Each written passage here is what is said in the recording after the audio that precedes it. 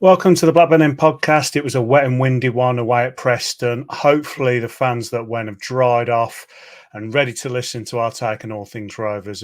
We are still unbeaten, crazy to say. It was a difficult Sunday for us all, especially for me, coming back to my car after my sunroof leaked in absolute monsoon rain, caused a catastrophic electrical issue. And I couldn't get the car started, but, we can't have it all. So let's get into the headlines. It's another point on the board for Rovers after a 0-0 away draw at Preston. Pears puts in another good performance to earn man of the match. And there's more cards than Clinton's as Beck is now suspended, whilst others are now walking a suspension tightrope. But as always, I'm with Mr. Ginger Nuts himself. Mark, how are you? Well, it sounds like we've had a similar weekend, Mike. I managed to find a nice parking spot right next to Deepdale at the away end. Came back to my car after a bit of a drab game with loads of events and then not a lot happening. To find that I've got a parking ticket, and it was me and one other car seemed to have it. It said it was no loading area. There was nothing on the floor, and they picked two cars out. I think they knew I was a Rovers fan. But yeah, like you said, there's lots to sink our teeth into today, isn't there? And as always, we will tell the truth, the whole truth, and nothing but the truth. No, mate. I'm loving the puns. It made me absolutely furious, that one. So let's start as we normally do, getting into the game. So we've got some audio from me and you. Well, a derby game that kind of had everything but had nothing at the same time. I thought I was disappointed at times. We didn't really get going. We lacked a cutting edge, and that got even worse really when they went down to 10 men. But I just felt really we huffed and puffed, and I couldn't fault Eustace. I thought he tried changing the subs, changing the shape, but we were lacking a bit. But I think all in all, we've got 6 games so far this season. We're winning at home, we're drawing away. That's top 2 form, so you can't really complain all in all. But I think we're going to be talking about the referee and events, outside of the ball more than anything. Tell you what, Mark, I'm just frustrated after that one. I thought the performance was absolutely atrocious at times. Felt like we could have nicked it at others, but then again, I thought they were having the better chances. And yeah, who would have thought that Pears once again was the hero? Very frustrated, but I'm still just angry about what happened at the end there. I thought Beck was petulant doing what he did. Whether he meant to do it is another thing, but I think he knew what he was doing in a way. And then just getting bitten on the neck and that not being seen just shows how broken the EFL reffing situation is. But yeah, we've got to break this down in the pod, mate. But yeah, really frustrated after that one. And break it down in the pod we shall. So, Mark, let's start from the beginning. We'll get to the meat of it, so to speak, later on. So, starting lineup comes out. We'd called for a couple of changes potentially. It was unchanged. I wasn't necessarily surprised because it's a good starting lineup. Was there anything from you there? Because obviously Baker stayed at that left wing, and we said he didn't play fantastic there. And then Ohashi keeping that centre forward. Was you surprised? I wouldn't say surprised. I was a little bit disappointed. I obviously we spoke last week. I would have changed it up a little bit. I think I would have potentially taken Baker out and maybe even Ohashi, or certainly one of them. I would have, just because I think Gay would have suited the game. I'd have liked to have seen him then put Ohashi behind him to start the game. But equally, once you heard it was unchanged, you thought, we've just won 3-0 at home, a comfortable win. And actually, Eustace is all about, if you're playing well, you keep the shirt. So if he's going to say that, you've got to back up what you're saying, haven't you? So actually keeping it unchanged. I think I would have made a change. It's not me with hindsight. I said that in the pod, but yeah, equally, I can understand it. Yeah, I stand by what we said last week. I thought that it needed something a little bit more physical. I like Baker's quality on the ball, but it's not really his position. I think we've got other options that could have potentially played there. But yeah, Gay, Ohashi, you're going to get something from one of them. And Ohashi was putting himself about. He had a lot of energy. But I think I still would have stuck with Gay because when he came on, he did cause a couple of problems. But getting into the game, it was just, like we said, it was a drab affair to start with. And talk to me before the red card, which obviously was later in the half. I just felt like, Preston were getting probably the better of the opportunities. Dolan had hit the post, but it felt like a very poor quality game in general, and it didn't seem to spark, did it? No, not at all. I thought we ran out of ideas. There was a few moans and groans. The ball would be back at Pears, and people were saying, "Come on, get rid of it," and things like that. Not in where he was dallying on the ball, just come on, pick a man out. But you were looking at, but I was about 30, 29 rows back, so you could see the pitch quite well. He had nobody to aim for. He had Dolan, Ohashi, Baker. He had Hedges, but each of them were marked quite closely. I thought we ran out of ideas a little bit, and we ended up just knocking it long, almost to keep it away from our own goal without being penned in. But you can kind of take that, I suppose, can't you? As it was heading towards the end of the half, I thought, do you know what? It's not worked with Baker. Get it changed at half time. The one positive I did think in the first half, and whether it came out on the telly as much, I'm not sure. But I'll tell you what, Lewis Travis had a bloody good first half. There was times in that first half where he was covering really well. I questioned his tactical nous at times in that role. I felt Tronstad has done the covering. Actually, in this game, Tronstad did okay. He did what Tronstad does, but Travis was doing the same. There was one point where they set off on a counter-attack, and he'd spotted it before they played the first ball, and he covered Beck, who was out of position. It wasn't Beck's fault. He'd committed, rightly so. But Travis had spotted the danger immediately, and it just meant that the attack was null and void. I thought our press for about 20 minutes was working quite well. So the fans were getting frustrated because we don't have this high press anymore, do we? Ohashi does that. And I know we've had some Japanese followers watching and saying about his pressing. I actually think occasionally he presses on his own, which is what you don't want. And we don't really press from the front in terms of the high press. We wait until they hit the halfway line, and then we all go. And I think we generally pressed really well as a team at that point. And similarly, Preston were doing the same. So it felt to me like two teams who didn't really want to control possession. What they actually wanted to do was set traps and draw the other team onto them. And what ultimately happened was we were kind of cancelling each other out at that point. We were kind of going, no, you go. No, I want you to come on to us, actually, and then we can. But actually, when we were drawing them onto us, they weren't overcommitting. So our options in terms of the counter-attack were limited. They were either play it into Tronstad or Travis, who were facing the defence. What's the point? You're just going to get a bounce pass. Or knock it into Ohashi. Again, did okay and flicked a few on, but there was no one buzzing in and around him. So then the only other option is knocking it over the fullbacks into the channels, which we did. And he was a willing runner, but it was kind of, right, that's not really working. We need to change this at half time for me. Yeah, I mean, you hit the nail on the head there, and it did feel like it was two boxers just feeling each other out. So, sparring a little bit, little jabs here or there, but no one was going for that knockout punch. And for a derby game, and this is obviously a derby game, I expected a little bit more, but it seemed like both teams were just didn't want to lose rather than take the risk and make an error. But they did have their chances. Pears made some good saves. Okay, I was a little bit ropey with his feet at times, but he kept us in it. But it looked like we had things under control some of the game, and other times it looked like that there was a bit of, I don't know, like toothless kind of actions going forward. But then we managed to get the odd break, and Hedges comes through, takes a shot, and comes back to Dolan, hits the post. That is a game changer for me. That goes in, suddenly the game's opened up. They now need to come out.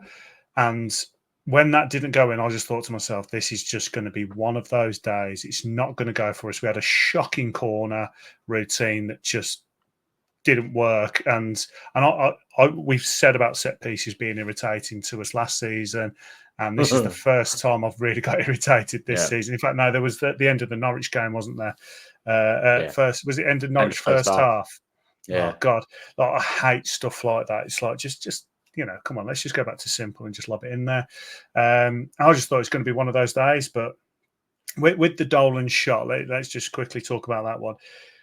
It was difficult. It's bouncing up at him, and he's got a defender quite close. He knows he's got to react. Do you feel like he should be scoring, or can you understand why he's not got hold of it? I can understand. Obviously, at the time, it looked like it came back very, very quickly, and it actually looked like he did really well to adjust his body to get anything on it. What was your view having watched it on Sky? Well, the angle on Sky looked like he'd put it straight out of play about 20 yards wide because it hit the post right behind the camera. So it looked like it bounced off the post and kind of gone straight out. So I thought he'd absolutely shanked it. So I was mouthing expletives at the TV. And then I realised he'd hit the post. And actually I thought, he did really well to adjust his feet because it was a difficult game. He was getting quite a lot from the fans. And I think he was trying a little bit too hard again, which he can do. But he did adjust his feet. He did get that shot off. If he's a bit taller, might be getting a bit more of a foot on it, but it wasn't an easy chance. No, it felt like it came back very quick. To be honest, I was more annoyed in the first, it could have been the first 5 minutes when we were counter-attacking. Ohashi's in great form, and Hedges had a pretty simple pass into his path. I had a back to Ohashi at that point to score because he was relatively on his own. I know the defender was there, but the pass into his right foot, into his path, we know what Ohashi's like. Would he needed a touch? He might have done, but he'd had time for it. And it was an awful ball from Hedges. And that's the kind of thing I thought, away from home, you've got to be taking them. And they're in the bottom three. If we score after 5 minutes, it's a different game again. So I was more annoyed with that one. In the ground, it felt like that was poor, whereas it felt like Dolan did quite well to adjust his feet. But, yeah, it came back quite quickly. Yeah, and it did feel like we was going to come in the ascendancy a little bit, and then the red card happens, and I don't know what you felt like in the ground, but I just thought, what an absolute idiot. There was no reason for him to do it, but I absolutely loved that he did. But what a spanner. I mean, there would seem to be, it came from nowhere. There was no argy-bargy. Baker was taking it up the line, it was basically in our own half, even after controlling it. He's just gone straight through the back of him. I'm like, what an absolute idiot. But, great for us, but strange one, wasn't it? It was bizarre. Exactly what you just said. If as a Preston fan, I would have been absolutely furious with him because, like you said, it wasn't like we were counter-attacking. It wasn't like he was, a professional foul where you're trying to stop them on the break. It was strange. It was just like it didn't even feel like that kind of game as well. No. I just thought exactly like you. What a plant pot. I haven't heard someone call someone a plant pot in a long time.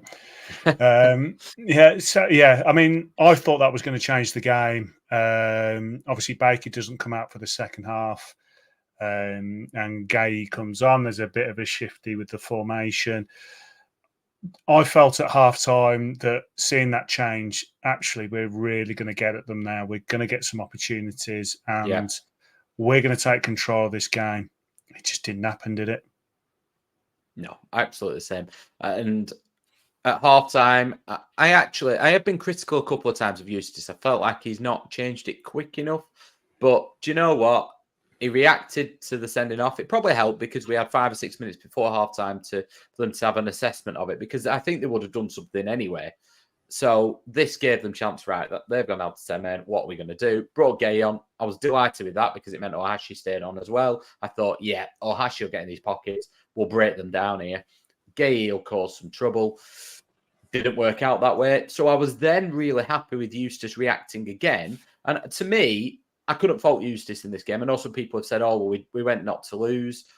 I mean, overall, we're still unbeaten. We're winning at home. We're drawing away. I think they've earned enough. They've got enough credit in the bank to not have a pop at them right now.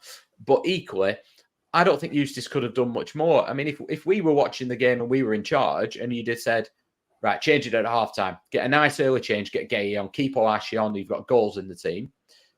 That wasn't working. So then it was about 60 minutes, was it? He changed it again, changed the shape, got some pace on, got, a bit of quality on the pitch. And still, it felt like no matter what he was doing, it was having very little impact. But I felt like he'd give everything long enough to work, but equally was changing it. He wasn't just changing personnel. He even tried a change of shape, didn't he, to try and mix it up. So I couldn't fault Eustace in that aspect. I just thought it was almost like us at Burnley, wasn't it, where they were able to just make sure nothing really happened. I can't really remember their keeper being extended. No, and we've got to give Preston credit for that because they were very disciplined and we know what Heckingbottom can do. Obviously, he's got form of previous clubs, getting them set up really well, and you could tell that they were really disciplined with that back four. Gay was offside a couple of times, and to be fair to Gay, he tried to hold his run, and the ball just wasn't coming through. And whether that's good is something we now need to develop and actually have, hopefully, a Cantwell that can unlock that in the final third. But you could tell he was holding it and the ball just wasn't coming at the right time. So I felt quite sorry for him. But that came from the Preston back four being absolute straight line every single time. The press was coming at the right time for the person playing the ball. So, yeah, I mean, fair play to Preston. They did do that, didn't they?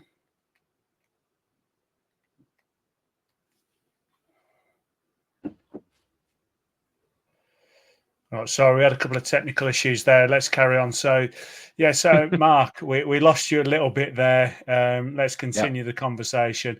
So, yes, I was just saying about Gay, not unlocking the defence, and Gay was offside. Yeah. And credit to Preston, they were pressing, weren't they? They were, but there was a point where the game stopped and Gay was going mad at Travis, and he was saying, "Give it to my feet, give it to my feet." And there was a few times where Hedges, I thought, just play, get it. He controlled it, give it to him. Now he was making that run between Hughes and whoever the centre half was, and they weren't playing that ball. But what Travis was, you could visibly see it because obviously, I think there's a language barrier. So Travis was trying to explain it with his hands as well. But Gay was saying, "Give it to my feet." Travis was telling him, "No, you need to stretch it for us. What we are doing is going that way, that way, that way, that way." And Travis was orchestrating it. He was the one getting the ball, move it quicker, one touch. And so obviously what they've worked on was, listen, Preston are going to sit in their shape here. The way to break them down is to quickly move the ball one side, then the other, not plodding, not along the back for nothing. Keep moving it side to side to side, and it will open up. My problem, I think that is right. That's how you coach teams. However, when Hedges had the opportunity a couple of times to play it into Gay, to me, there was an opportunity, they didn't do that. And I don't know if that's because Hedges was then having to come in on his left foot. So I would have switched it for a bit. And I was hoping when Vyman came on, I thought, oh, brilliant. Get him on the right. Nope. I understood the Cozy Dewberry substitution. But again, it left us not really with an option to play it in behind, didn't it? And like you say, I think Cantwell, we would hope, is the man to break a team down when they're camped in like that. Yeah, and he came on. He showed some quality. I did start to think that the ref had lost a little bit of control of the game, or was starting to lose control of the game. I was quite happy with the ref's performance up until this point. I mean, the red card was correct. The other yellow cards, obviously, little bit niggly, but you can understand. But it felt like he was trying to control a game that didn't need controlling. The game was actually playing out quite nicely from an aggression point of view. And then Cantwell gets a yellow card Vyman gets a yellow card for complaining about the Cantwell yellow card. I still don't get why Cantwell got a yellow card. And I felt like that was the moment when things started to get a little bit more feisty from our point of view, because there was frustration from our side because we wasn't getting them chances, but we were just frustrated with ourselves and was frustrated that we couldn't get Preston down. And then it comes into the latter stages. Pears has made some good saves. He's keeping us in it. We're frustrated we can't break them down. And then it explodes. 89th minute. Talk to me from your perspective what happened, because I could see on the TV, which obviously means I've got a great view of it. What did you see happen? So we're right at the other end of the ground. The ref blew up, obviously. There was a foul in and amongst it. And then there was quite a few players between. I was in the opposite corner as well. So there's quite a few players between what I could see and where Beck was. You just saw the play carry on, and it was like, I'm sure I've just heard a whistle, and everyone else seems to have stopped. So I don't know why Dwayne Holmes was it. I don't know why you're even carrying on. And then the ball went one way, and Holmes went about 10 foot in the air, but with seemingly very little touch from Beck. So from that, and then it sort of kicked off. Then you saw Gay move faster than I've ever seen anyone in my life. And it looked like he was right in the middle of it. And I was thinking, oh no, please, Maxar, calm. As it turned out, actually, he was playing Peacemaker and did a bloody good job of it. But when Beck got sent off, I just presumed there's something I've not seen here. There's something gone on that, I'm obviously missing something. You couldn't really tell. I could see him doing this and pointing to something. So I knew something had happened, but obviously, because there were adults on the pitch and not children of a toddler age, nobody in their right mind thinks, oh, somebody might have, bitten somebody else. Well, I can understand, obviously, it being so far away. The Rovers fans probably wouldn't have had a chance to react and actually back up and really get fired up, because from the TV, it didn't sound like the Rovers fans had really got involved. The Preston fans actually went relatively quiet. So I think some of them had actually seen it and thought, oh no, what's he done? But initially, obviously, it was a bit of a coming together, and then a needless push onto the ground and things like that happened. And Beck just didn't need to do what he did. I mean, was it Swansea and Luton a couple of years ago where someone went to kick the ball and the players come across and he's absolutely swiped the player? It's there's people talking about that, aren't happened, didn't it? Yeah, exactly. Declan Rice did it. So yeah. So we know that this thing happened, but there was just no need for him to even put himself in that situation. It was really silly of him. Was it a red card? Yeah, it probably was. I know that there was a lot of people saying, "Oh, that's not a red." Well, by the letter of the law, it is. But he's put himself in a silly situation. But what really made me angry is then the replays come, because when he was doing all of this holding the back, I just thought, oh, someone's grabbed him by the neck. And that's why he's got agitated. And he's trying to say, oh, well, the guy's grabbed me by the neck. He shouldn't be doing that. In American football, they call it horse collaring. And it's quite dangerous and it hurts. So I thought, oh, someone's done that. And then when they showed the replay, and is it Osmatic? How do you pronounce his name? Osmatic. Yeah. Militant Osmatic, I think. Yeah. The anger in his eyes, the face he was making, that was a man completely out of control. That was dangerous. You could tell that man is a dangerous man. He'd completely lost his head. And yeah, I mean, we saw Paul Mullin do it in the Blues game, didn't he? Where he went to bite the lad on the leg and stop himself from doing it. But this was a man that he didn't care where he was. He wanted to get a chunk out. It was crazy. And chances are he's going to get a hefty ban, and rightly so. But what angered me the most is the linesman seemed to, he was showing the linesman right at the end seemed to look and say, yes, as in, yeah, I've seen it. But then nothing happened. And it's like, what? Why has nothing been done about this? it was crazy, absolutely crazy that they didn't see that. Now you've seen it on TV. Now you've seen the many replays. What's your view of the ref situation? Can you understand why they missed it, or do you think it's just absolute crazy? Nothing was done. I mean, he's got a yellow card, so they've seen something. I think they've seen him put his head into the back of Beck's head and be aggressive, and I think they booked him. Isn't that a red card, though? It is if you make a movement towards, isn't it? I suppose. My concern is this going to be one of them technicalities where they booked him for an incident and then they can't come back? I mean, I would like to think, well, there must be an element of, well, this is serious enough, but equally, they've not seen the bite, have they? If they've seen the bite at the time, no one in their right mind bites somebody, but equally, a referee. I know we have some pretty poor referees in the EFL. However, even they know if you bite somebody, that's a red card. So they've not seen that at the time. So therefore, that's not what they've based the yellow card on. So I think they've got to come down on him like an absolute ton of bricks because, I mean, Heckingbottom, to be fair, I thought both managers after the game handled both situations well. Eustace talking about their red card, basically saying, listen, because you know what it's like. People keep the receipts, don't they? And they'll go, well, you said at Preston it was a definite red for their lad. So Eustace was very clever and honest, I think. He was like, listen, blood and thunder, it's a derby. You expect tackles like that. And equally, Paul Heckingbottom just said, he didn't say, I've not seen it. I'm not commenting. He said, listen, I've not seen it. I've been told. If he's done that and you're telling me he has, then there's no place for that in football. And whatever, we've seen how they get punished.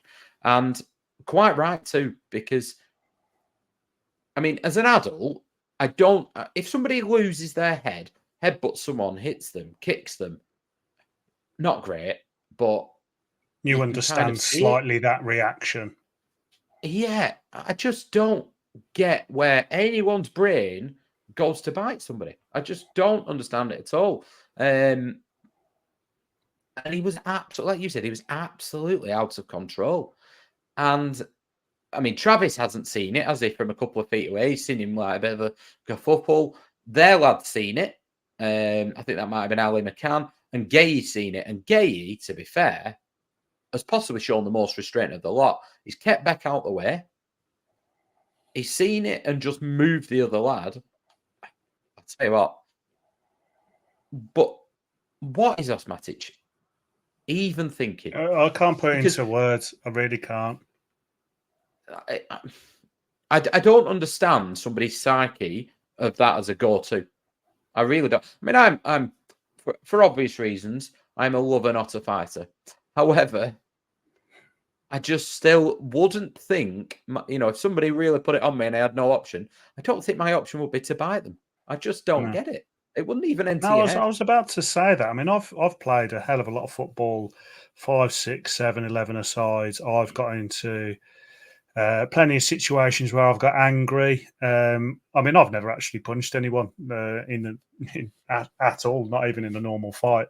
I've never had to be honest. I'm, like you say, lover, not a hater, but lover, not a fighter. But I've had plenty of times where people have left one on me. I've got up and I've got angry. And my instinct is to get him the next time. I'm going to have an opportunity to go through you. I'm going to have the opportunity as a goalkeeper to put my knee right into your chest. Next time I'm going to cross, do it smart, a smart way of you getting retribution. Yeah.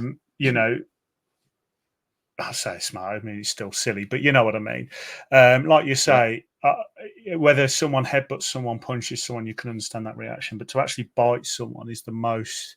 It's weird. I mean, I was thinking to myself when Juve was spitting at people, I didn't want him on my club because I think spitting is one of the worst things you can actually do. I think it's hugely offensive, and this again is up there. I mean, it's just so weird biting someone. But if it was a Rovers player, I don't care who it is, I wouldn't want them putting that shirt back on. I really wouldn't because you want them to have a bit of aggression, but that is just next level. But people put in the comments, what if Travis did that to someone? How would you want the club to deal with it? Say Travis bit someone and he got a 10-match ban. How would you want the club to deal with it? But stick them comments down below. But let's move on from that one. So the game carries on. My first thought is Rovers are going to do a typical Rovers thing now and go and lose this 1-0. The place is going to erupt. Agreed. And oh my God, this is going to be the worst match reaction I'm ever going to have to record. Was you feeling the same? Yeah. It got to about 70, 75 minutes, and I thought, I can see the way. I've seen this before. I've seen this episode before. And then particularly when Beck got sent off and you've seen that Preston fans get up, I thought, here we go. Then when they laid it back to whoever it was on the edge of the box, I thought, yeah, this is where it goes in. And there was a bit of a camera save, wasn't there, from Pears? But yeah, I felt, fortunately, at that point, I was happy to take a draw, I'll be honest. Well, the fact that we played so poorly, we got a point. That's to me shows hopefully a new era of Rovers, that we can grind these results out. We, like you just said, if you can win your home games and draw your away, you're on pretty good form to get promoted. Now, we're not getting ahead of ourselves. There's a long season ahead and there's a lot that needs to be done. But in my eyes, very frustrated, very upset that we couldn't get opportunities. It felt like we just wasn't getting opportunities. But I think the word for me at the end was relief. Now, it sounds like you were the same, but we've got some fan reactions that I'm going to quickly look at that were on the Rovers post, and people are saying that was awful viewing. No complaints about both Reds, still unbeaten.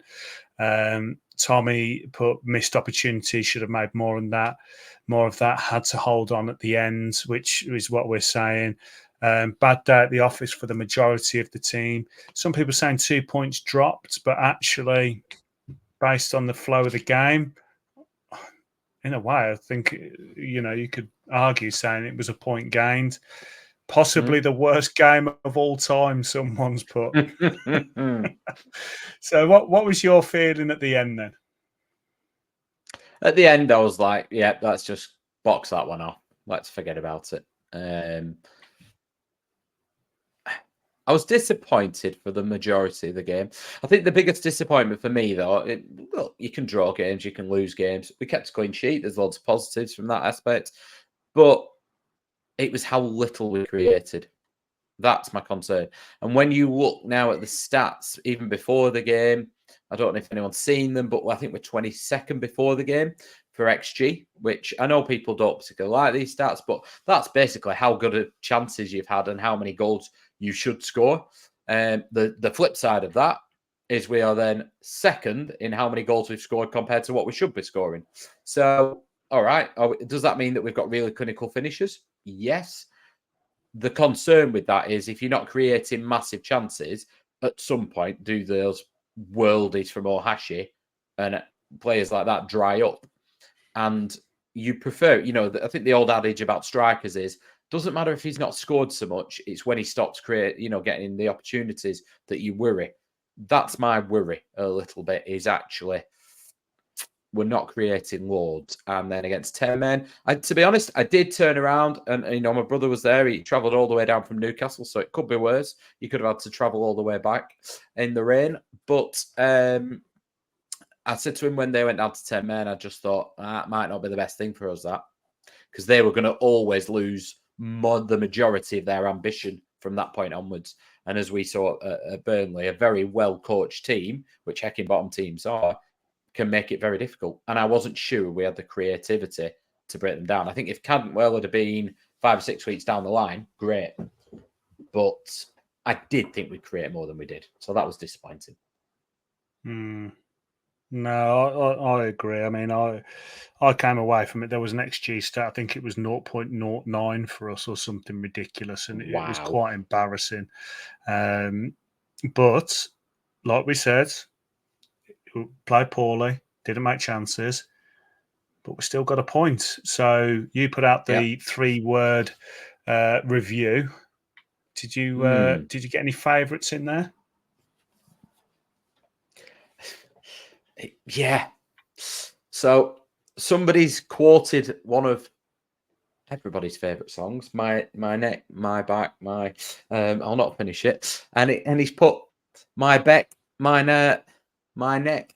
So yeah, but that always it made me chuckle. But quite a few were along the lines of ref ruined it, ref lost control. And I think one that we're gonna use a little spin on from a friend of the pod, Mr. Boyce, bark, no bites. So my favourite was Colin Walley. Unbeaten rules continues. I thought that was quite a nice one. Yes. And obviously, our legend that is Andy Vyman put a few nice ones. Nice little subtle. I'm sure he just spelt words incorrectly on Instagram and X. If you've not seen them, have a little visit. He's quality, isn't he? So, yeah. Quick 1-word answer from you. Happy with the result?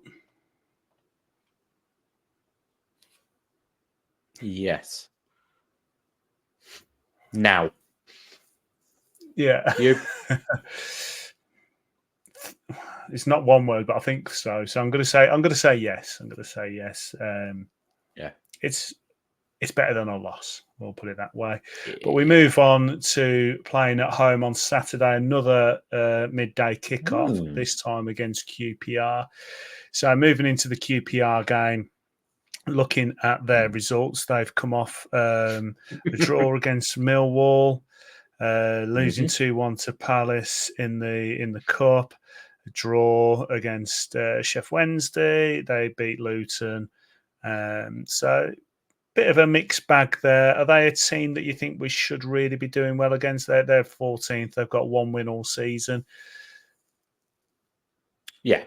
At home to QPR, you know, if you've got any ambitions of finishing the top half, you've got to be beating QPR at home, particularly a QPR team that generally scores 1 goal. I am going to be very mindful though, Mike, because me and Ollie from the Butterpie Pod, Preston fan, did the preview, and we did keep saying, well, we are going to jinx ourselves here, but everybody loves it. We did say there's loads of action in the game usually, but we also said there's always goals. Both teams usually score. You know, there's usually over like 3.5 goals in this game. It's usually guaranteed for action. So we'll take the blame for that. So before I say yes, absolutely, we will batter QPR at home. I would like to see us beat QPR at home. I would be disappointed if not. However, who knows? Yeah, I mean, we're coming off the back of 2 clean sheets, which is extremely rare for us. The chances of us getting a third one, the odds aren't good. But I just feel like things are changing at Ewa Park right now. We seem to have a squad that is very determined, willing to do the dirty work, willing to get the job done. Now, for me, it depends on how we deal with the first 20, 30 minutes with them. I think if we can keep things under control and they haven't scored, I do think things will start to change. What we need to remember is obviously at the start of the season, Eustace was making all these subs that seem to make a massive difference. So if we can keep in control of the game going into the final third of the game, you know, from 60 minutes onwards, I do feel like it's a game we should go on to win. I don't think it's going to be as easy as the Bristol game. I don't think, you know, we came away from the Bristol game thinking, this is weird. We feel weird, the fact that we can go into a game and we can control it for near enough start to finish and get a nice result. I don't think it'd be anywhere near that. QPR do concede goals. I don't think they've kept a clean sheet all season. I don't think, but so we should be getting something. I just want to see us make chances. I want to see us at home making opportunities, bringing on some creative players. I want to see more out of Campbell now. Yeah. Maybe an earlier sub. I don't think he's going to start, but maybe coming on around the 60th minute. I think he came on 75th or something against Preston. I'd like to see him come on a little bit earlier and give us something. I just want to see a bit of creativity. Do you think that there's going to be changes in the starting lineup to give us that creativity? Yeah, I think for all the reasons that you could argue keeping an unchanged team was the right thing, this has now given him the chance to change it up, hasn't it? And the thing is, Eustace talked after the game and he said, listen, yeah, we should have been better with the ball, particularly against 10 men, breaking them down, but we'll work on it. And I believe him. And I also think that the players will look at that and, they're not daft. They'll go, we couldn't break them down. So when Eustace then works on that on the training ground and goes, right, when someone's sat in a low block, this is how you do it. Let's work on it. For me, end of the day, it was nil. I know we've moved on from that, but it was 0-0 against Preston. It was poor. We couldn't break them down. But I do think they use these things as learning opportunities now. Whereas, previously we've just ploughed on playing the same way, maybe change the personnel. I do think they'll use that this week as their theme of the training almost and go, right, when someone's sat in a low block, how do we break them down? And fortunately enough, in some ways, I don't think it'll be the most exciting of games. I think QPR will come and sit in a low block. So we've got a good chance to go and practice it out on the grass on Saturday. Yeah, completely agree. I think it's definitely a game where they're probably... I mean, it's an early game for them. I assume that they'll have stayed the night before, I would have thought, being an early game. But yeah, it's not a nice place to travel 4 odd hours to come to Blackburn for a midday game. So hopefully they're not going to like it from their lovely London surroundings. I was just going to say, Mark, if you want, they usually stay at the Duncan House. I think it's only 10 minutes away. I'll just go and set some fireworks off if you want outside there. Just keep them awake. If you could, we'll all have a whip round and pay for them. I'll book an hotel room. I'll just go and ring a few fire alarms, and if the fire alarm goes off in the Duncan House now, it wasn't me. All right. Just well, the interesting thing is the last 3 games have all been 1-0.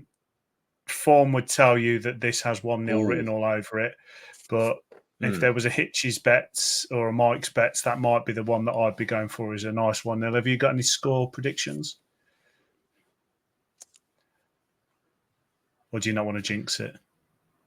I don't want to jinx it, but I'm going to go for it. I think 2-0 Rovers. I think we will see Max Targay get his first league goal. I would love to see that. I just want us to create them chances and a nice early goal, control the game, and then finish it off in the second half would be nice. But moving on, we've got another quiz off Mark. So, Mark, what have you got for us? I think I might have been a bit tricky this week, Mike. I'm going to apologise in advance. So this sets up our retro rover. So I do a little riddle. And as I've told you before, I genuinely don't tell them to Mike, so he plays along with you. My favourite flower is a lily, although I wouldn't give one to Steve. I fancy myself as a manager now, as long as I'm close enough to home. So my favourite flower is a lily, although I wouldn't give one to Steve. I fancy myself as a manager now, as long as I'm close enough to home. Okay. I've gone a bit obscure, I'm going to be honest. Off-piste, okay. I think the phrase is. Right, I've got a little idea in my head. I might throw that at you later. But yeah, put your comments down below if you've got that one before the answer. But Mark, I'm going to give you the stage now. Being Mr. Chief Forum man, Mr. Chief Forum man. Yeah, we've had one recently. What have you got to share with us? So we had one last Monday. So to be fair, we have a great relationship with the club. That doesn't mean that we always get on. That doesn't mean we always have the same opinion. It doesn't mean that we don't disagree quite a lot sometimes. because we look at it from our perspective, they do from theirs. But what we have asked for is more communication from the club. We've asked for more representation from the owners. We've asked for more transparency at times. And I do think we are getting those things, if I'm being perfectly honest. So this forum, we had Rudy Gusted to discuss the transfer window. We also had Sahel Sheikh, who is our Chief Operating Officer, I believe his title is now, and he's obviously Venky's representative. So on the agenda, no surprise to anybody, was the Delhi court case. And Steve Waggett explained that the court case, so the minutes are now on the Rovers website, so I'll not read them just verbatim, because that's boring for everybody and you can all read for yourselves. But he explained that the court case in India was what we all know. It's still a legal, technical issue. It's nothing to do with Blackburn Rovers overarching. It's to do with Venky's over in India. What I did say to them is, when the court case got adjourned, I reached out to the club and I had a discussion around, because I've spoken to them before around, as part of the forum, and everybody on the forum has, saying when they leave this vacuum of information, people come out with other stories, people come up with conspiracy theories, and then it's, well, why haven't the club said anything?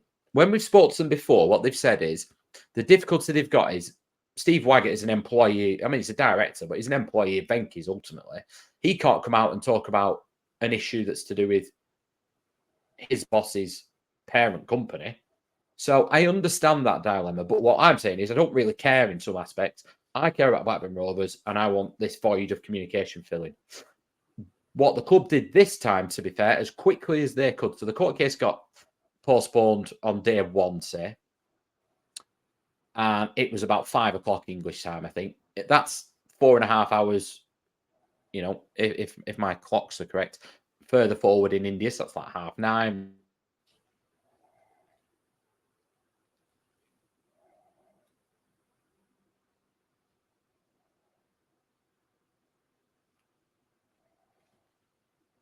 Whatever. Okay, we're back. Yeah, I think so. More technical issues. Yeah, carry on. By the end of the next day, there was a statement out there. So what I did say was, there were some negative speculation because the court case had got cancelled, and people were saying, "Oh, it's gonna, it's."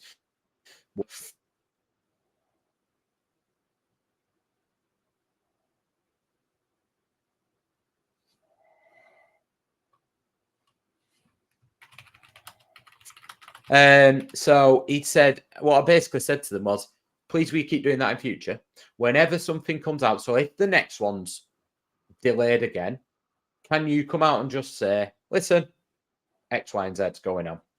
Because I just think that gap is the problem. And that's what we've had before. They kind of sometimes say, well, we don't comment on speculation, but there's a time that you need to do that. There's a time to go, stop, let's do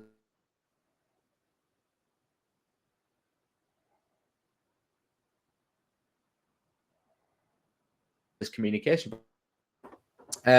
What they did say is that the next date for the hearing is November, which people will know, but nothing is effective from now until then. So they said there's nothing to be concerned about. What they did say is that a subsidiary of Venky's, which I don't really want to quote me on because I'm not certain which one, but I believe it's one based in England.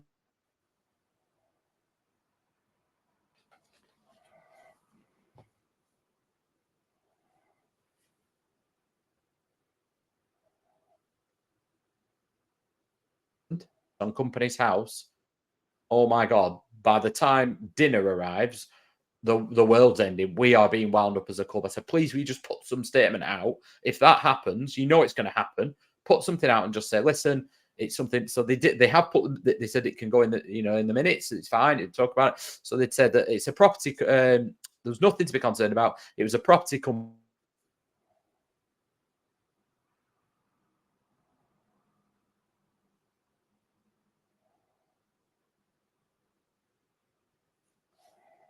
that of representative of the South Asian supporters. He said, particularly those that supporters group would be really keen to reach out to the owners. They did say that's pretty doubtful. That they're pretty busy in India because they've obviously got other businesses and things. But what we did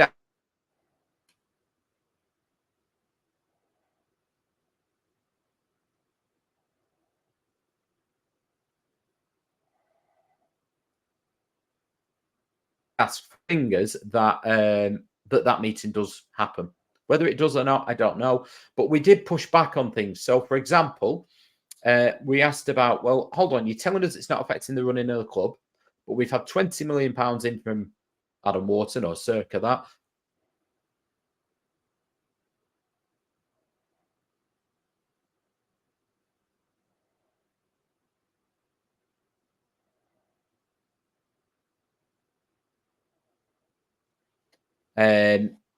They said they agree with that, and the money is there if and when required to run a sustainable club. So what they were saying was, we've got room in FFP, and it's more of a choice thing, that actually what they want to do is use the money.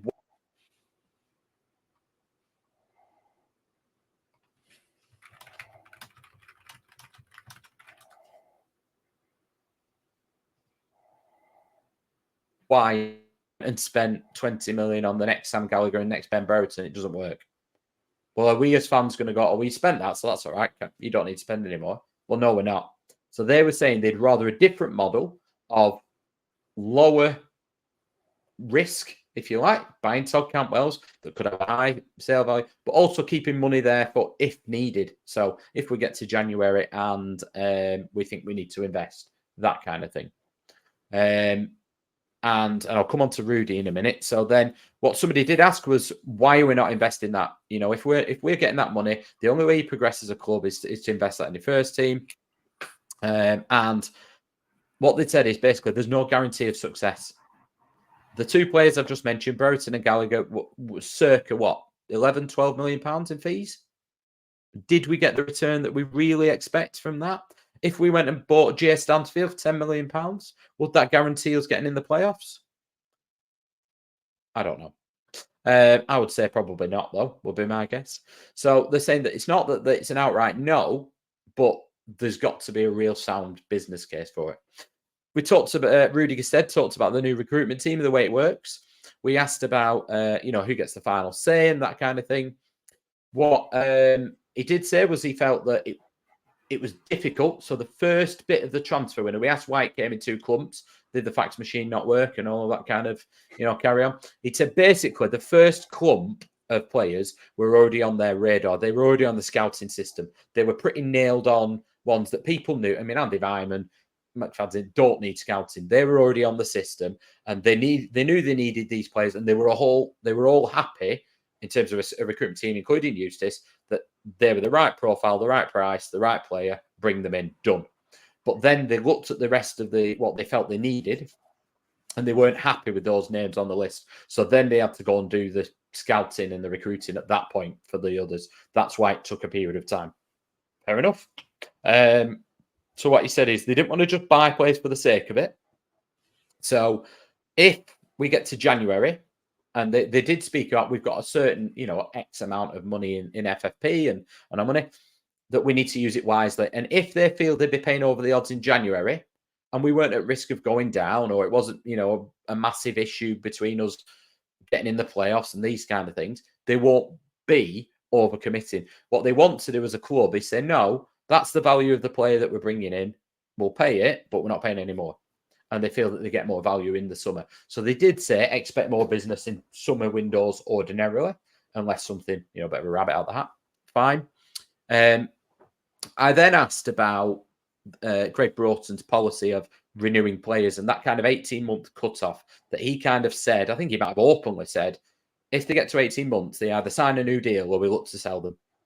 Obviously, I asked about, well, I think somebody else might have named him, but about Tyrese Dolan. What he said, Rudy said was, listen, I came into the club in the summer. My priority had to be strengthening the squad that was in place at the time. I will now start talks with those players that we want to renew. So it's not that there has potentially previously been an offer. I think Greg Broughton might put one, but now he will start talks. So they're not. It's not that Dolan's got an offer on the table. He's not accepting right now. So that was interesting. They talked to us about the process of it, which, I can probably go into another day in terms of the process of scouting. It's probably not something that any of us don't know, but basically they've got a large database. So they look at what position they want and what attributes. So goalkeeper, we've talked about before, haven't we, Mike? If they want a goalkeeper, my goalkeeper's number one will be shot stopping, and then it will go down the list. But theirs might be kicking, it might be athleticism, and all these kind of things. It filters players down from millions around the world, breaks it down into a manageable number. Then they watch videos, then they go and watch the player, then they create a short list, etc. We asked about who picks that thing. And what Rudy said was, we have a club philosophy of how we want to play and what we want the players to be doing. But John Eustace is part of that conversation. So John Eustace basically says, listen, I need a left back that can get up and down the pitch here. I need a left back that can be aggressive. I need a left back that can give me something going forward and whipping crosses in. So they then look for a left back that's got that profile, break it down, decide on the top 3 or 4 that they want, and then they go for them in that order with a limit on the value for each player. And just touching on that, we asked about loan players because that's been a bone of contention before. Bringing loan players in when we've got Jake Batty. And they'd said basically they need to feel that they're not blocking a pathway of one of our players.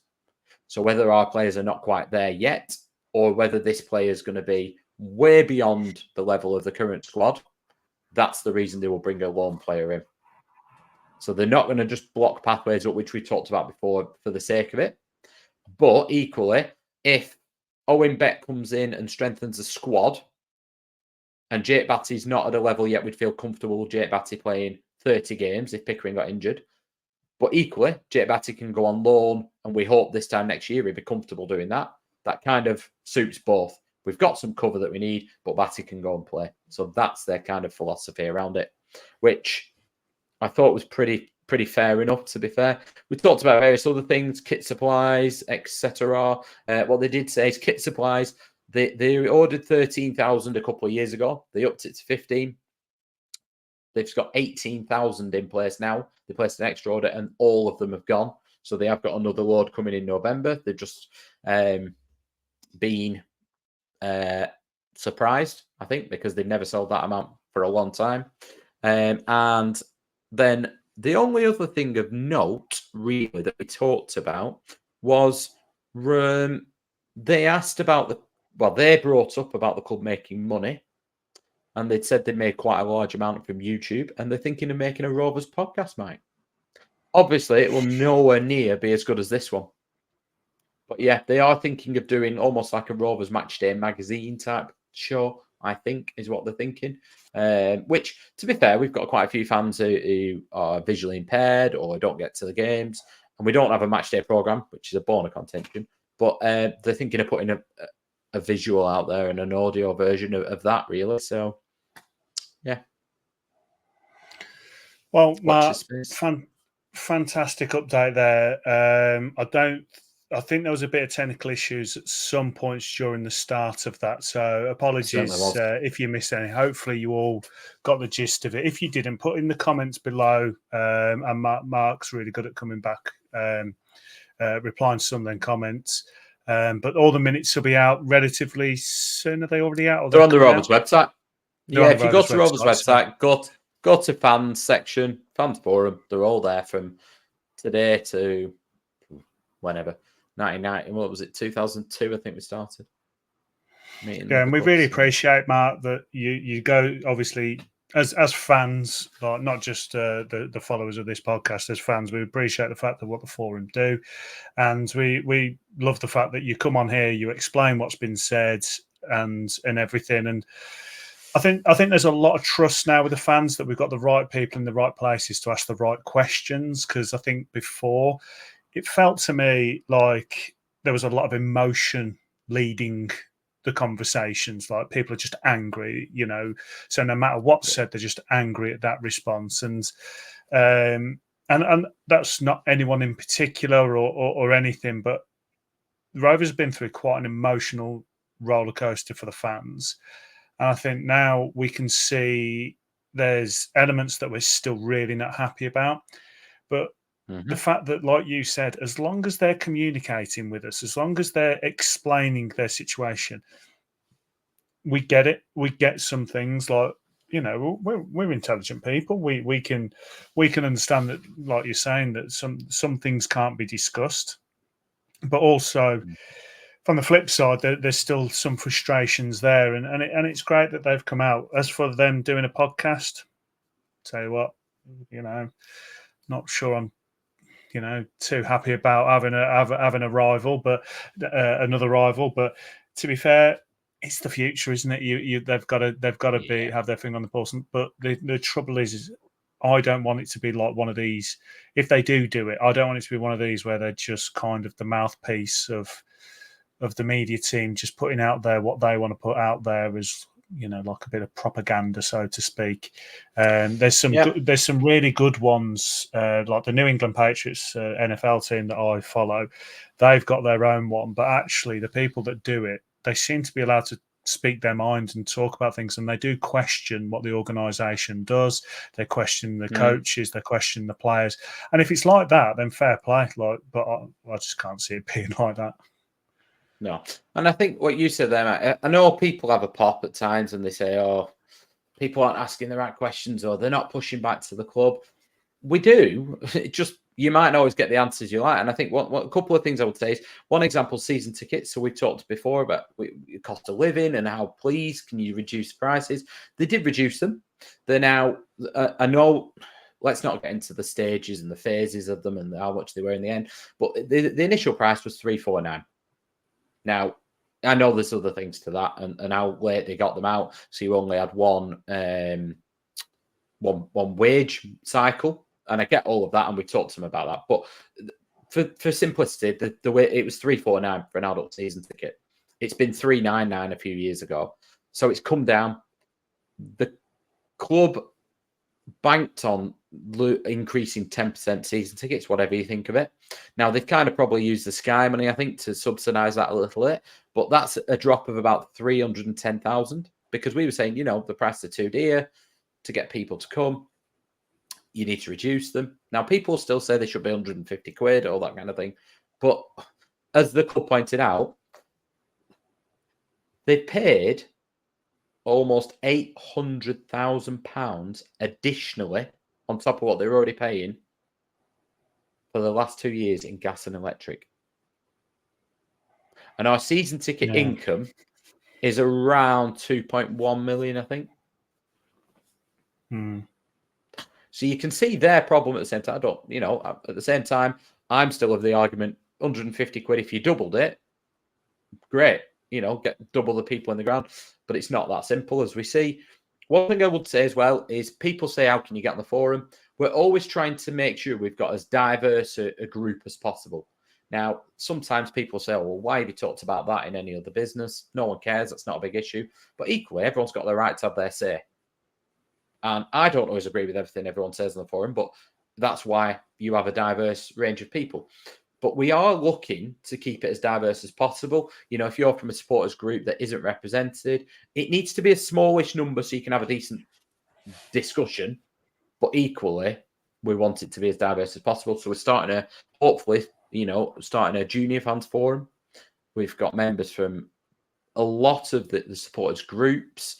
And if you're from a supporters group and you feel you're not represented, then all the details are on the website to get in touch. Please do. But the only other thing I would say is, people have said to me before, I wouldn't talk to the owners. You shouldn't be talking to them.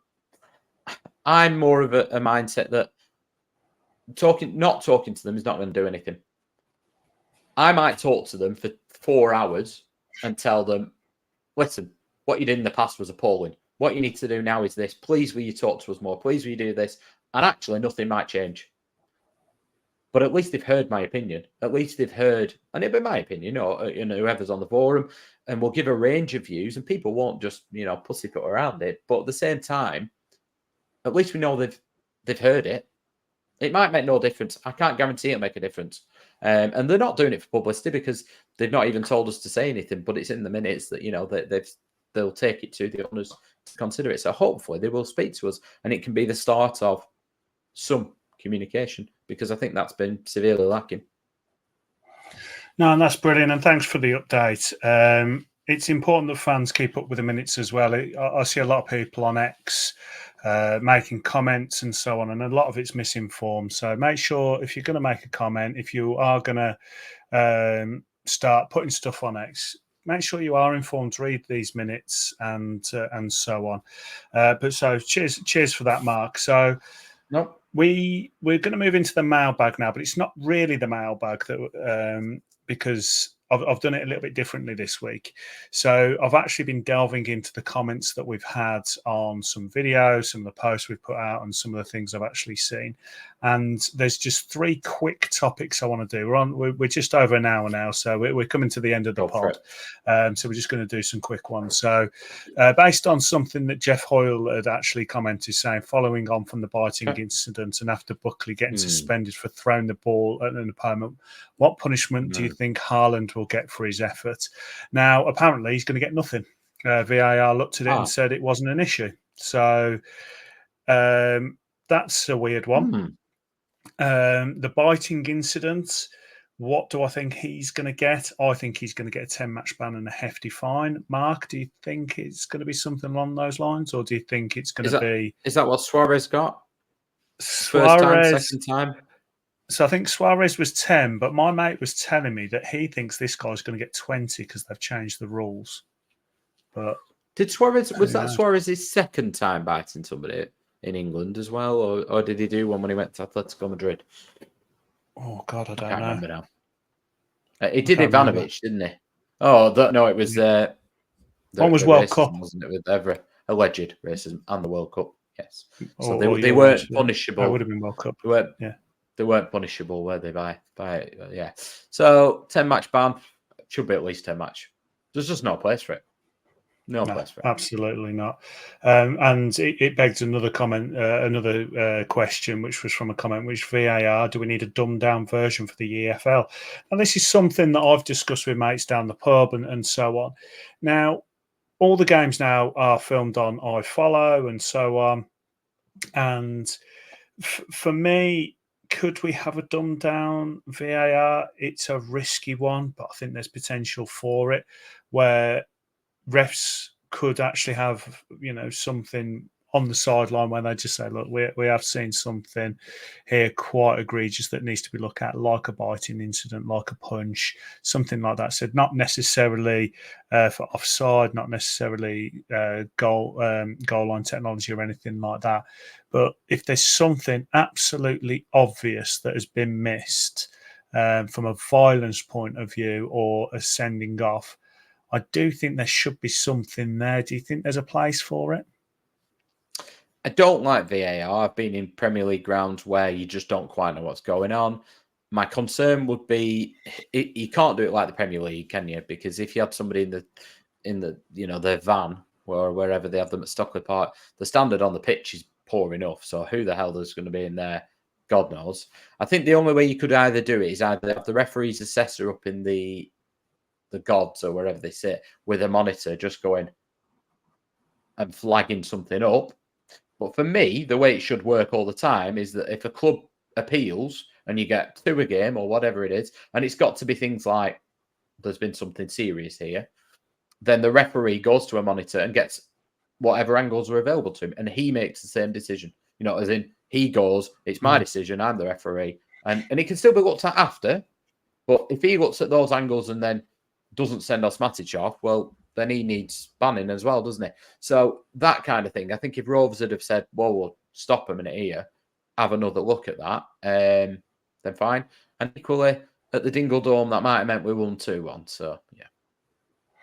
It's a difficult one with VAR. Half of me is like, yes, I would like to see it because I do feel like we've had quite a lot of decisions that would have gone our way, but equally there was probably a lot that would have gone against us. But ultimately, I would love to scrap VAR so then we can have these conversations about people getting away with murder and so on.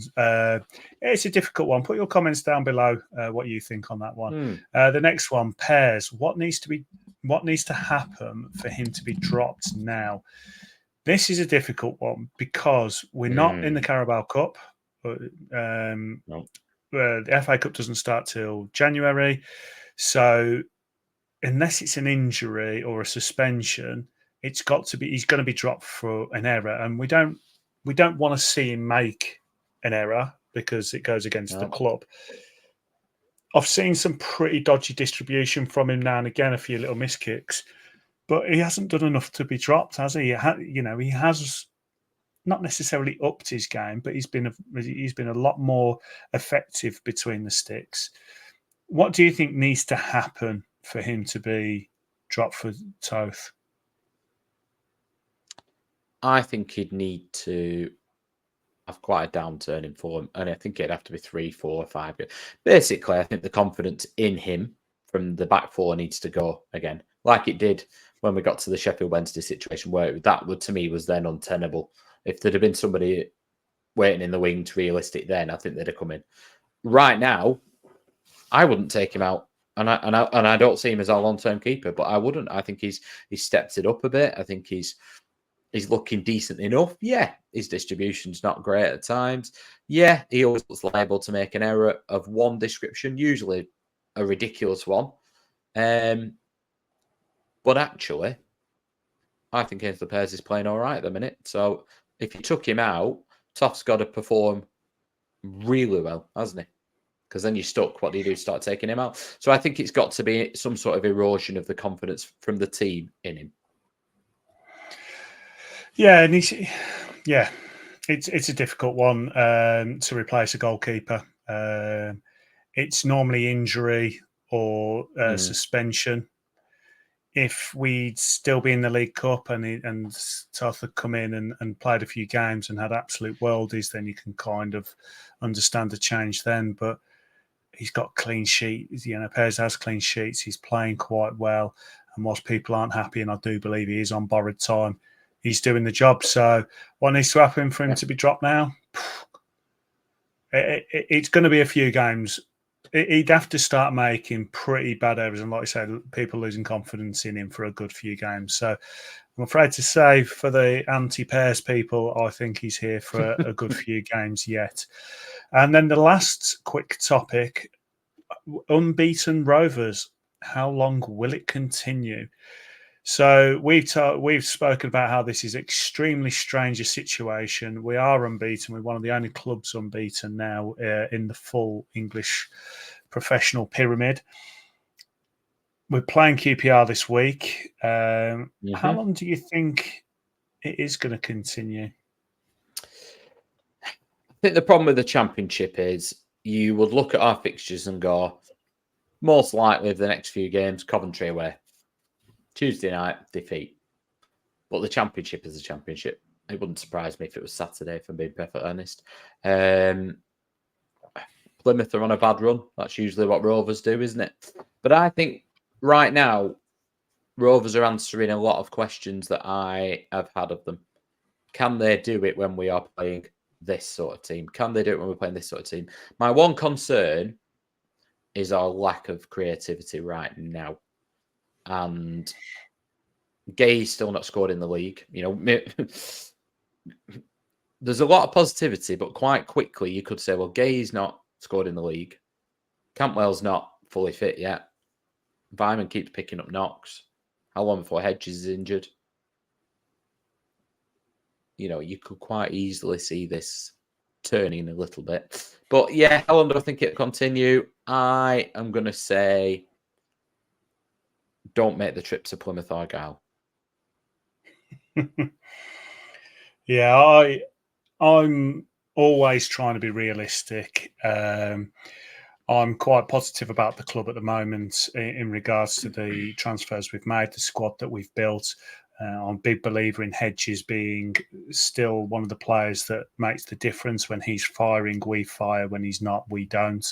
But we now have playmakers like Cantwell coming in. We do have your Vymans.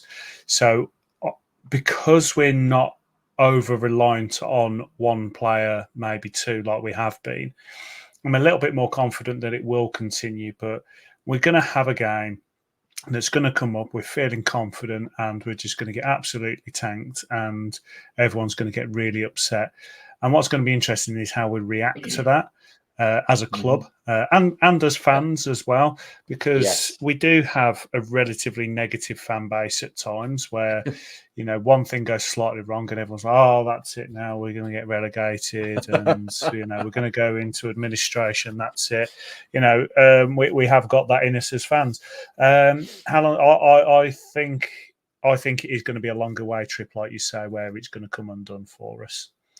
But that is the so-called mailbag. Loads of comments that we get. I do try and read them all and try and pick out some comments to make into questions. I think I quite like the way we've done this. So make sure when you're watching a video, stick in questions, stick in comments. Mark puts the mailbag post out as well for you to reply to. Just stick it all in there. It really helps us to talk about the things you want us to talk about as well. When we're planning these videos, I sit down, we chat about things that we want to chat about. You tell us what you want us to chat about. We'll chat about anything. As long as it's about Rovers, we'll chat about anything. Now and again, we'll even talk about ourselves and make you laugh at us, but that's just what we do. But Mark, on to Retro Rovers. Any ideas? I don't know why, but I was thinking Robbie Savage, but I don't know. Is that what it is? Robbie Savage. Oh, so there we. My favourite do you know what flower is? It was wanting to be close to home. Yes. My favourite flower is a lily. Lily Savage. Tedious link. Although I wouldn't give one to Steve Bruce. They had a little bit of a falling out, didn't they? I fancy myself as a manager now. Obviously, he's manager of Macclesfield at the time of recording.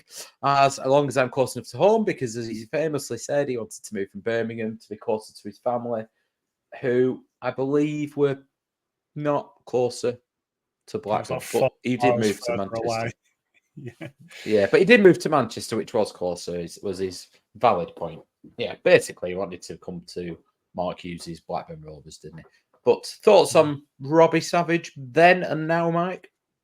So what's really weird is I talked about him on Saturday to my to some of the parents of my under 10s team, because we've got quite a talented side. But the thing is nowadays is kids don't have that determination that they used to on the football pitch. And I brought up Robbie Savage and I said, will over talent every single day, like a Robbie Savage. Did he have talent? Of course he did. But what made him the player was just his determination, his will, and he's just generally being a bit of a shithouse as well. But he you loved him if he was on your team. You hated him when he wasn't. Yeah. I mean, you talked about Juve before. I never liked Juve when he was at any other club, and I didn't particularly like him at Rovers. I didn't want him at Rovers. I first came across Robbie Savage, though. I was watching Rovers away at Leicester, and then there was one game when he was playing for Birmingham, and I was sat in the Blackburn end, and I remember saying, I'd love him if he was on our team. He is one that you do hate if he plays against you, but you love him. Whereas Juve, for me, is just a bit of a plant pot. But Savage, I thought, I didn't appreciate how good he was until he came to Rovers. Now, don't get me wrong, he wasn't a world beater, but he was a decent footballer. He could take a good free kick. But what I didn't appreciate was actually how calculated his housery was. So if the game was really flat, so like Saturday, if the game was really flat, he'd go and press, he'd get everyone else pressing with him, but he'd get the crowd up by going and tackling somebody, winning the ball, maybe even giving a foul away, but getting a bit of a melee and getting the crowd going. But then he was able to live on that yellow card without looking like getting sent off for the rest of the game. I mean, the time he got sent off against Middlesbrough was really unlucky. The hand was by his side. It was his first sending off. I thought he was a really good team player. And he was one that you needed. When we talk about Travis and the things we like, it's when he's being a poor man's Robbie Savage. Robbie Savage was part of one of our most successful Rovers teams in the modern era. And that was no coincidence. He wasn't a byproduct of that. He was a key cog in it, because you had two guys. You had David Dunn, you had Pedersen, you had Bentley, and McCarthy and Santa Cruz. But without a Robbie Savage in the middle of it, when the game's a bit flat, you need someone to go and press. You need someone to go, come on. get your foot stuck in, get the crowd up when you're at QPR at home on Saturday. Let's be honest, 20 minutes in, if not much is happening, the crowd's going to be a bit flat. Should we go for a beer? This is that's going to happen. Robbie Savage will go, right, I know what we need. Let's get the crowd up here and go and do something about it. He was underrated as a footballer. I think he was a bit disrespected as a footballer, if I'm being honest. Like I said, it wasn't a world beater, but some of his free kicks, some of his crossing, some of his passing, he also knew his limitations, though. And not enough players know that. Players try things that they're not capable of doing. He would go, 2 guys next to me. I might be able to play that ball, but he definitely can. Have the ball. Loved him. I love Robbie Savage. Definitely a team player. He was a team player. Yeah. And what tells you a lot is when the other players like somebody, and they loved him, didn't they? Well, apparently, some of the stuff that they used to do, didn't him and Andy Todd used to play pranks on each other or something? They were pretty brutal. I can't remember, but yeah, some of the stories I heard of Savage and what he'd do. But you need characters like that. We talked about it with Dak. As well, you need to have characters because this is their job, this is their place of work, and we all work. When you're working with absolute tools that you just don't care, you don't work as hard. And when you have characters like him in the background, people, it livens them up, and people want to come to work. They want to get better, and that's exactly what he could do. And I love some of the stories I hear. There was a story about him and Dean Windass meant to be having a fight in the Players' Lounge. That's a good one. Yes. There's loads of them, and I love the character.